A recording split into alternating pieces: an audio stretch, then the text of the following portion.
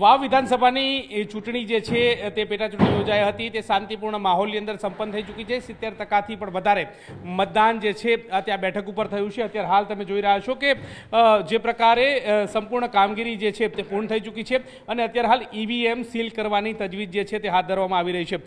EVM અત્યારે હાલ seal થઈ ચૂક્યા છે।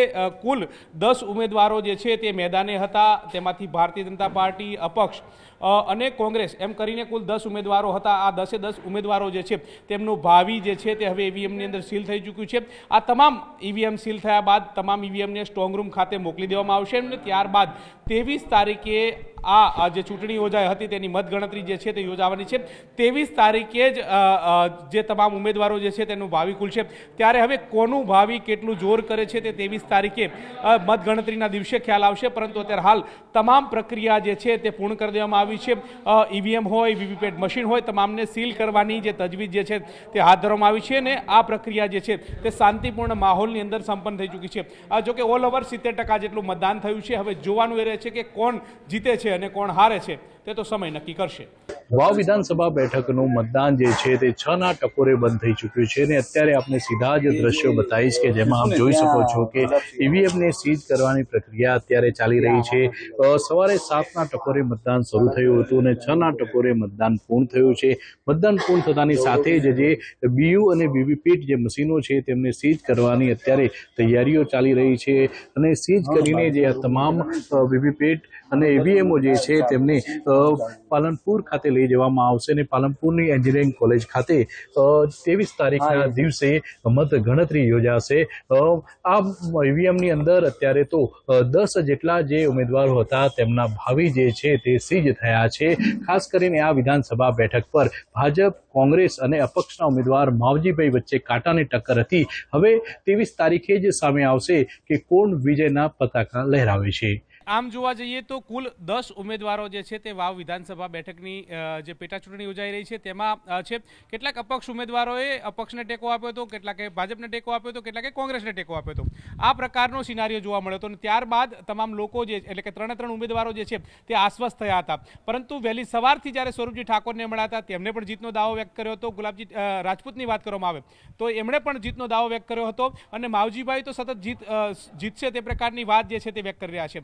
પરંતુ વાત કરીએ ભારતીય જનતા પાર્ટીની તો ભારતીય જનતા પાર્ટી પૂરેપૂરી આશ્વસ્ત હોય તે પ્રકારની બાબતો જોવા મળી રહી છે, કારણ કે બોડી લેંગ્વેજ જુઓ કે તેમની સિનારીઓ જુઓ કે તેમની વર્તણૂક જુઓ, આ તમામ વસ્તુ જે છે તે જીત હોય તે પ્રકારની વાત સામે આવતી હોય તે પ્રકારની બોડી લેંગ્વેજ જે છે તે જોવા મળતી હોય છે। બીજી તરફ ગ્રામ્ય વિસ્તારની વાત કરવામાં આવે તો ગ્રામ્ય વિસ્તારની અંદર કોંગ્રેસની પકડ જે છે તે મજબૂત છે અને કોંગ્રેસ જે છે તે જીતતી હોય તે પ્રકારના એંધણ ગ્રામ્ય વિસ્તારની અંદર જોવા મળી રહ્યા છે। એટલે કે આમ જોવા જઈએ તો જે મતદારોને મળ્યા છીએ, મતદારો સાથે વાર્તાલાપ થયો છે, તેમાં થી અત્યારે હાલ કાટેકી ટક્કર સમાન જે જંગ છે તે જોવા મળી રહી છે। કારણ કે મતદારોની વાત કરીએ તો 3,10,000 જેટલા મતદારો છે, તેમાં 1.5 લાખ જેટલા જે પુરુષ મતદારો છે, 1,49,000 જેટલી મહિલા મતદારો છે। મહિલાઓ પોતાની સમસ્યાની વાત કરી રહ્યા હતા। મહિલાઓનો ઝુકાવ જે છે તે પણ જે કહી શકાય કે વિપક્ષ તરફ હતો, કારણ કે કેટલીક બાબતોથી જે સમસ્યાઓ જે છે તે આજે પણ સતાવી રહી છે વિસ્તારની અંદર। કેટલાક સમસ્યા પ્રશ્નો જે છે તેને લઈ અને મહિલાઓનો ઝુકાવ જે છે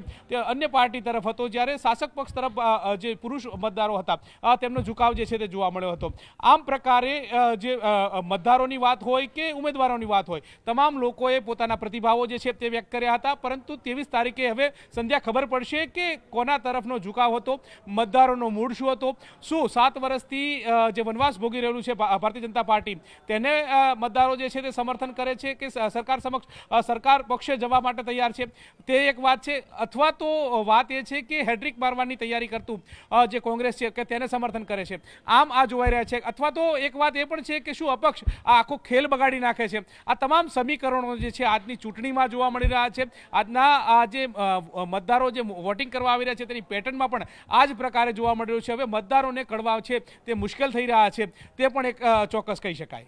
આમ જોવા જઈએ તો અત્યાર સુધીમાં જે સામાન્ય ચૂંટણી હોય છે ત્યારે મતદાનની ટકાવારીમાં વધારો થતો હોય છે, પેટા ચૂંટણીની અંદર મતદાનની સંખ્યા ઘટતી હોય છે, પરંતુ એ સિનારીઓ છે તેનો છેદ અહીંયા વાવ વિધાનસભાની પેટા ચૂંટણીની અંદર ઉડી ચૂક્યો છે। એટલે કે ત્યાં આ પ્રકારની સ્થિતિ જોવા નથી મળતી। અહીંયા મતદારોનો ઉત્સાહ એટલો અકબંધ છે, મતદારો પણ એટલા શ્યોર છે। થેન્ક યુ, એકદમ પૂરા મૂડમાં આઈ એમ વિન। જીત અમારી થવાની છે અને આપ સૌ મીડિયાનો આભાર. બેન, તમે કીધું કે મતદાનની ટકાવારી વધશે, તો કોને ફાયદો કરશે? એ હાજે મતદાન થયા પછી એનાલિસિસ થયા પછી ખબર પડશે, પણ ઊંચું જેટલું મતદાન થાય એનો ફાયદો અમને થશે. વધારે પડતું મતદાન એ બાબત સાબિત કરે છે કે અહીંની પ્રજા, અહીંની જનતા એ ખૂબ જ જાગૃત છે અને એના આધારે હું ચોક્કસ કહી શકું કે આ વખતે જનતા જનાર્દને મન બનાવ્યું છે કે ભારતીય જનતા પાર્ટીને જીતાડશે. પરંતુ જ્ઞાનીબેન એવું કહે છે કે આ વખતે મતદાનની જે ટકાવારી જે છે તેમાં વધારો થવાનો છે, એનો સીધો લાભ કોંગ્રેસને થવાનો. મતદાન વધારે થાય એ હું માનું છું કે લોકતંત્ર માટે ખૂબ સારી બાબત છે અને મોટા ભાગે જ્યારે જ્યારે પણ મતદાન વધારે થયું છે ત્યારે એમાં ખાસ કરીને યુવાનોના માધ્યમથી વધારે મતદાન થયું હોય છે અને યુવાનો હર હંમેશના માટે પરિવર્તન માટે કામ કરતા હોય છે. અને આ વખતે જે વધારે મતદાન થશે એ હું માનું છું કે 7 વર્ષથી વાવ વિધાનસભા વિસ્તારનો જે વિકાસ અટક્યો છે એ વિકાસમાં પરિવર્તન માટે પ્રજા મતદાન કરશે અને કોંગ્રેસને જાકારો આપશે અને ભારતીય જનતા પાર્ટીને જીતાડશે.